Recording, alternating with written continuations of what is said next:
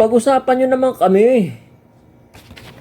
Yan ang himutok ng isang player ng Northport Batang Pier na itago natin sa pangalang Will Navarro. At di raw sila pinag-uusapan eh. Nag-number 1 na nga kami. Hindi pa rin kami pinag-uusapan. No? At bakit ba? Ano ba composition ng team ng Northport Batang Pier? At anong magandang nagawa ng mga players nito? Okay? Yan ang ating paalamin at pag-uusapan at mga iba pang bagay tungkol dito sa Northport Batang Pier sa ating vlog ngayong araw na ito, mga kababayan, mga katokers, mga katoshis. Welcome na naman po sa ating panibagong vlog dito sa Talking Toshi Sports. Alright, Northport Batang Pier ang ating pag-uusapan ngayon, ano? At sisikapin natin, ano, na isunod yung tatlo na iba pang mga teams na nag-qualify dito sa semifinals, ano? At sisikapin natin na makabuo ng feature story tungkol dito sa mga qualifiers, mga nag-qualify dito sa semifinals ng PBA Season 49 Commissioner's Cup. Unahin natin ang Northport Batang Pier. Ang Northport Batang Pier, mga kababayan, ay nagtapos bilang numero 1 pagkatapos ng elimination round or elimination phase sa Commissioner's Cup ng PBA, ano, Season 49. Okay? At palagay ko, no, kalahati ng trabaho natapos na nila. Okay? Sobrang effort nila, ano, sa ganda ng kanilang performance, sa sobrang effort nila, at yung pagtaas ng kanilang trajectory, performance, okay, bagay yung aim nila, ganito, akmang-akma sa plano, no? Everything is falling into what is planned, ika nga nila. Kung ano iplinano, dun sila papunta. Okay? At pataas ng antas ang kanilang performance. Alright? Lalo na't ngayon, pumasok sila sa semifinals, mga kababayan. Okay? Pagkakataon na ngayon ng Northport Batang Pier na patunayan na hindi sila farm team. Alam nyo yung stigma, mga kababayan, stigma ng nakaraan o past na sila ay farm team, no? At sila ay walang kapag-asang makapasok sa semifinals, sa finals, ano? Or even sa quarterfinals man sa playoff. Okay? Pinatunayan na ngayon yan ng Northport na mali ang sinasabi ng iba. Okay? Patunayan nga, ayan, nakapasok sila ng semifinals. Okay? Nulit ko, pagkakataon ngayon ng Northport Batang Pier na patunayan sa basketball fans, sa pangkalahatan, na hindi sila farm team, hindi sila pushover, hindi sila talunan. Now is the time para patunayan nila. Alright? Paano nila gagawin yon? Naglista ako ng iba't ibang mga factors or iba't ibang items na maaari nating pag-usapan or tignan, no? Ano ba ang naging composition ng team na ito at ano ba ang ginawa nila para sila ay magtuloy-tuloy sa panalo nila? Okay? At sino-sino itong mga players na naging dahilan kung bakit sila nakapasok sa semifinals ng Commissioner's Cup. Alright? 3 players, unahin natin. 3 players. No? Yung trio nila Arvin Tolentino, Joshua Munson, at Kendrick Jack. Okay? Yung import ng Northport Batampier. Okay? Si Jack,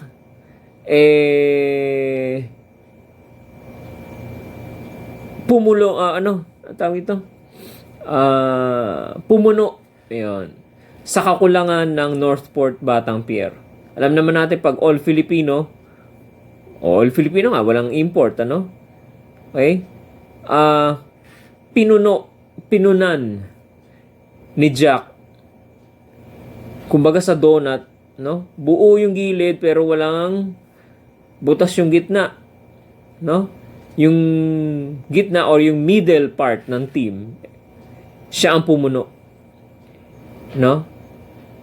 Wala kasing legitimate center itong si Northport, ano? Kaya maganda yung naging fit ng import ng pagkakakuha dito kay Jack. Maganda yung chemistry. Maganda yung fit. Baga kasyang-kasya siya doon sa pangangailangan ng Northport. Okay, kaya naman nagbe-blend in siya madali. Mabilis siya mag-blend in doon sa mga sa mga players, sa mga different roles na binibigay sa kanya ni Coach Bonitan. Okay? At sa ibang players as well, ano? Okay? Bakit? Ano ba ang anong ibig natin sabihin? Si Jack complements the play, no? Uri ng laro nila Arvin Tolentino at saka ni Joshua Monson. Bagamat siyang malaki, mabilis siyang tumakbo. Okay? Yan ang isang katangian ni Jack na maganda. Okay? Na fit sa uri ng laro, game plan ng Northport Batampier. Si Arvin Tolentino, perimeter scorer yan. Okay? Magaling sa medium range shots at may panaka-naka na 3-point shot, may 4-point shot pa nga eh. No? At siya? Candidate for best player of the conference. Yan ang kagandahan kay Arvin Tolentino. Nag-blossom yung kanyang career, katulad nga ng aking nabanggit na ng mga nakaraan. Nung pag-alis niya ng Barangay Ginebra, nung trinade siya sa Northport, naging go-to guy. Naging, sabihin na natin, star player, Naging, kumbaga parang inaasahan sa scoring. Okay? Yan si Arvin Tolentino. Alright? Ngayon, ito namang si Joshua Monson. Okay? Iba naman ang role niya. Well-defined kasi yung roles nila, Yan ang maganda sa Northport, May kanya-kanyang atoka or assignment. Etong si Joshua Monson na-assign sa offense and defense. Okay? Offense sa loob, depensa. Kailangan ng Northport ng depensa at ang isa sa mga inaasahan nila dyan ay si Joshua Monson. Okay? Ang type ng offense nitong si Joshua Monson, saksak sa loob at saka fast break. Okay? Palagi ko siya nakikita nagdi-leak out pag halimbawa merong fast break opportunity or steal or turnover, nabitawan ng bola ng kalaban. Takbo siya doon sa front court for a possible layup. Unmolested or uncontested. Yan si Joshua Monson. Pagdating naman sa depensa, magaling bumasa ng pasahan ng kalaban, nai-intercept niya, may interference tuloy sa pasahan ng kalaban. Nagkakaroon ngayon ng fast break play, nagkakaroon ng fast break points, Alam nyo ba itong tatlong ito, mga kababayan, Arvin Tolentino, Joshua Monson, and si Jack, yung import nila. Mayroon silang combined na 73 points per game average. So dito pa lang buhay na tong Northport Batampier. Okay? 73 points per game combined. Combined average. Alright? So can just imagine 73 na yung nabubuo na tong tatlong ito pag maganda ang laro nila. Okay? At sa kabuuan bilang team, 109.6 points per game ang Northport Batampier, best in the league. Sila ang number 1 sa Points produced, no? Points for. Yon, ano? Yan. So 109.6 points per game, ano? At when we talk about Will Navarro naman, punta tayo dito kay Will Navarro. Ang maganda rito kay Will Navarro, nakakadepensa siya sa maraming posisyon. Kahit sino ang depensahan niya, okay? Mapa 1, 2, 3, 4 hanggang 5 na dedepensahan niya efficiently. Yan ang kagandahan kay Will Navarro. Okay? And hindi lang sa depensa siya nag-fit. Kahit ano, no? Kahit kahit sinong depensahan niya pwede. Maging sa offense, no? Any type of offense, no? Ay nagagawa niya ng paraan, nakaka-score siya. Ball screen, no? Pick and roll, outside shooting, pick and pop, name it, nagagawa niya. Masasabi natin in conclusion na to si Will Navarro is an all-around player. Okay? So, yan ang strength ni Will Navarro. Okay? Kung mapapansin niyo from Arvin Tolentino down to Will Navarro, iba-iba. Again, sabi ko nga sa inyo, iba-iba ang roles na ginagampanan nila. Okay? Well-defined roles. Isa pa yan sa sikreto nila. Kung bakit sila successful. Well-defined ang kanilang mga roles, ang kanilang mga tungkulin, kanilang mga toka. Okay? Now, ito namang si Fran Yu tsaka si Evanele. No, si Evanele. Okay? Hindi nyo napapansin na wala si Gio Halalon, no? Okay? Nagka-injury yata or ewan ko, no? Pero the nearest reason kung hindi ko masyado nabalitaan, ano? Pero palagay ko na injured to, no? The nearest reason kung bakit hindi siya nakakapaglaro ay ang isang player ay hindi nakakapaglaro is na-injured siya. Sabihin na natin, na-injured siya, no? These two players, these two guards, si Franyo at si Evanele, no? Rising up to the occasion, stepped up their performance, no? And filled in the slack, no? Yung pagkukulang ni Gio Halalon, yung kawalan ng isang Gio Halalon na alam naman nating malaki rin ang nagagawa. Okay? And nag-step up itong si Franyo at saka to si Evanele. Maganda ang nagiging performance itong dalawang to. Okay?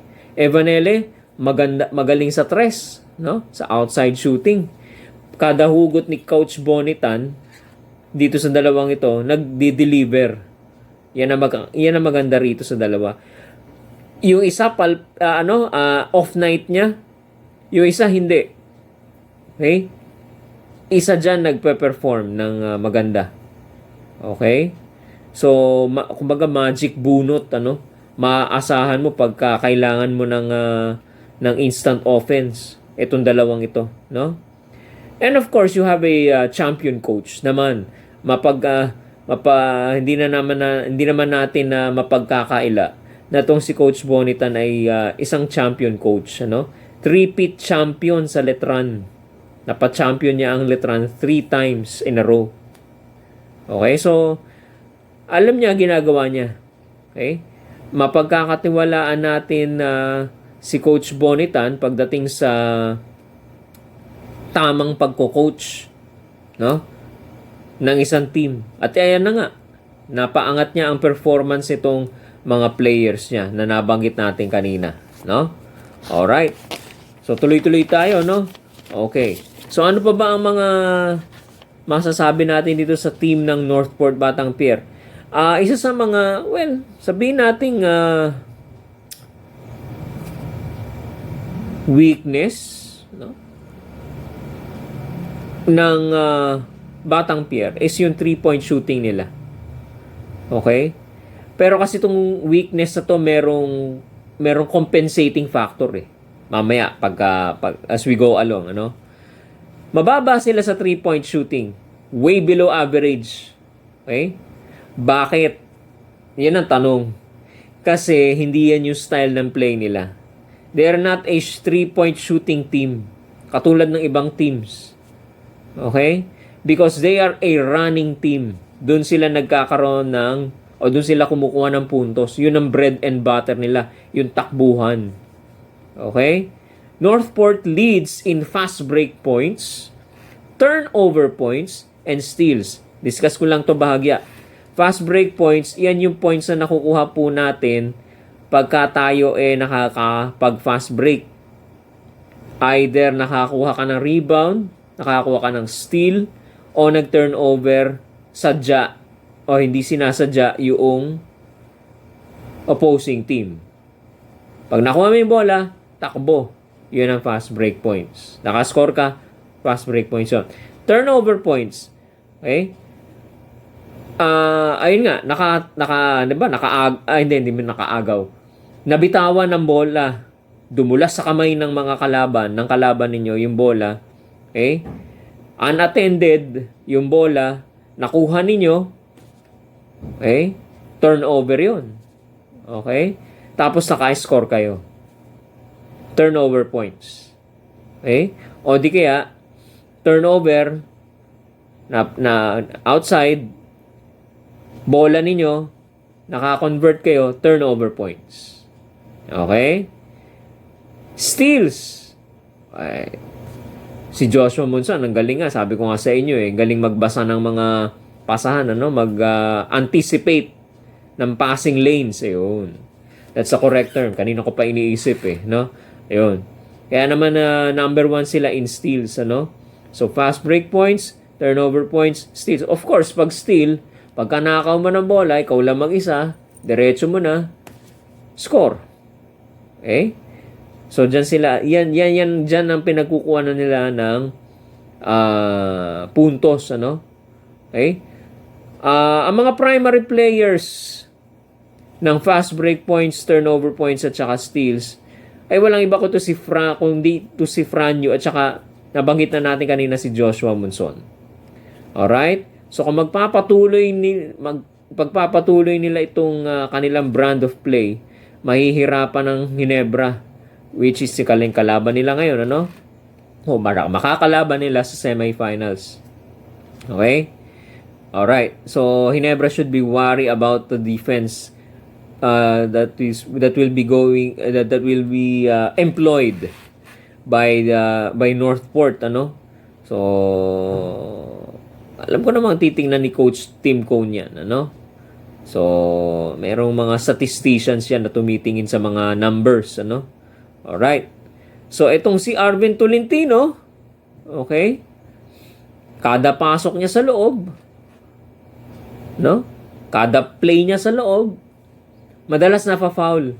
Alam nyo ba mga kababayan, among the local players, hindi natin sinasama yung imports, kasi ang number 1 and number 2 na madalas na nafa-foul ay dalawang import, si Kadim Jack at saka si Ronde Hollis Jefferson. Numbers 1 and 2. Susunod, number 3, si Arvin Tolentino. Among the local, siya ang number 1. Okay? So, best among the locals sa free throw line, shooting 80% sa free throw area. Okay? 117 attempts from the stripe. Okay?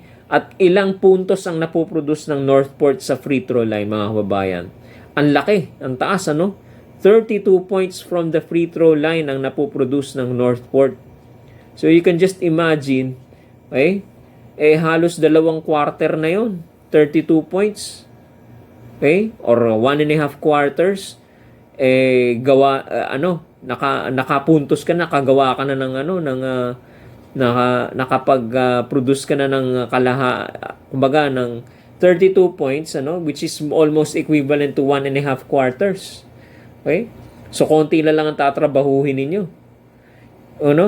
So, yung masasabi natin, yung point production ng Northport, napakabilis. Parang makinang well-oiled machine, ika nga nila. Okay? So, yan ang isa sa mga factors kung bakit sila nananalo. Yung free throw. Kasi nga, di ba, kung minsan,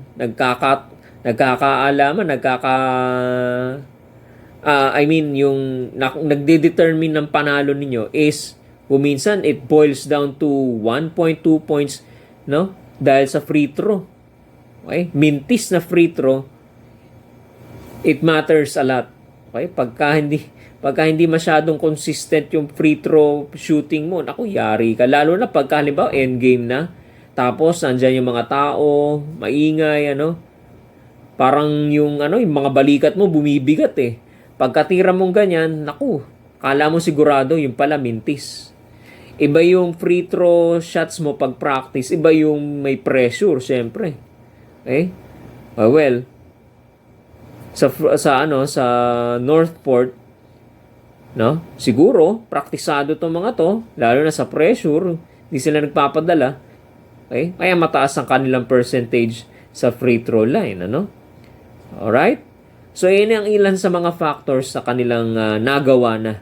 At sana patuloy nilang gawin para may mapatunayan sila kung gusto nilang mapatunayan na talagang hindi sila farm team at hindi sila mga talunan, At hindi sila mga intro boys. Okay? Yan ang tagurinong iba, intro boys Okay. So, anong strategy ang pwede nilang gawin? Okay. Ang kalaban nila, Hinebra, mga kababayan. Okay? Ito ngayon ang perfect time to strike para humataw. Bakit kanyo? Okay. Yung ilang players ng Hinebra, yung core players ng Hinebra, ang ilan doon ay kasama sa FIBA sa Gilas Pilipinas, mga kababayan, including Coach Tim Cone. Alright? Alam naman natin ang schedule ngayon ng Gilas, siksik. Dikit-dikit ang schedule. Idagdag mo pa yung traveling time, yung oras ng pagbiyahe mo. Idagdag mo pa yung difference sa oras. So, maiiba ang body clock mo, maiiba ang tulog mo, maiiba ang oras ng kain mo, oras ng tulog mo, maiiba. Lahat apektado. Apektado ang pamumuhay mo. Okay? Lalo na pag atleta, kailangan mo magpahinga, kailangan mag-recover yung katawan mo sa pagkatapos ng paglalaro. Kung maiiba ang iyong body clock, napakahirap niyan. Mag-recover, maglaro, Yung oras na dapat tulog ka, nagpapahinga ka, biglang magbabago na naman. Sudden change in time body clock, Okay. So ito yung pagkakataon ngayon ng Northport na during this time na naglalaro yung core players ng Hinebra, nakapahinga, nagpa-practice, nag-i-strategize, walang pressure, walang stress. Nakita niyo yung difference? Okay? So, yung mga Hinebra players, lalo na itong si Coach Tim Cone gumagamit ng short rotation, 8 hanggang 9 na tao lang ang iniikot niya. Okay? Baka abutan sila o habulin sila. Pagkatapos ng habulin, abutan sila ng fatigue factor na tinatawag nila. Okay? Tandaan ninyo, itong si Justin Brownlee, si Scottie Thompson, si Japet Aguilar, si Troy Rosario, kung makakapaglaro sila kasi hindi raw ipipilit Medyo imamanage ang minutes yata, Alright?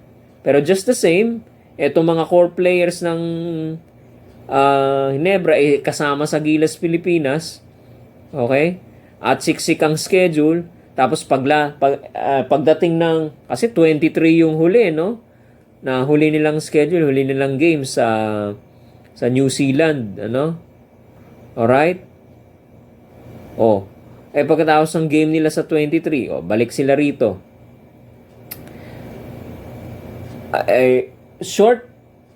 Very, very, very short time lang ang kanilang pahinga. 24, 25, tapos sabak agad sila sa 26. Okay?